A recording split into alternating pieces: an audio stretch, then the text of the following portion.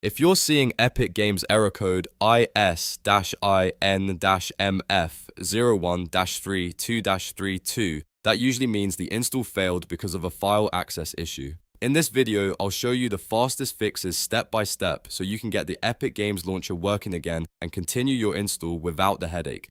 If this helps, make sure to hit like and subscribe for more quick tech fixes. First, close the Epic Games launcher completely. Don't just minimize it. Make sure it's fully shut down from the taskbar and from the system tray if it's running there in the background. Then find Epic Games Launcher.exe on your desktop, start menu or installation folder, right-click it, and choose Run as Administrator. This is the most important step because a lot of install errors happen when the launcher does not have enough permission to write files properly. If that does not fix it, go to Windows Security, open Virus and Threat Protection, then select Ransomware Protection. Here, look for Controlled Folder Access. If it's turned on, switch it off temporarily or allow the Epic Games Launcher manually through the Allowed Apps list. This feature can block the launcher from saving game files, which often triggers this error.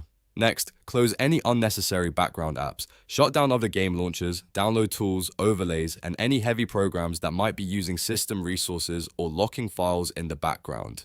After that, restart your PC. A clean restart can clear stuck processes and remove temporary conflicts that may be causing the installation to fail. Now, open Epic Games Launcher again and go to your library. Find the game you're trying to install or update, click the three dots next to it, choose Manage, and then click Verify. This will check the game files and repair anything missing or corrupted. If the issue started after a bad update or partial download, verification can often fix it right away.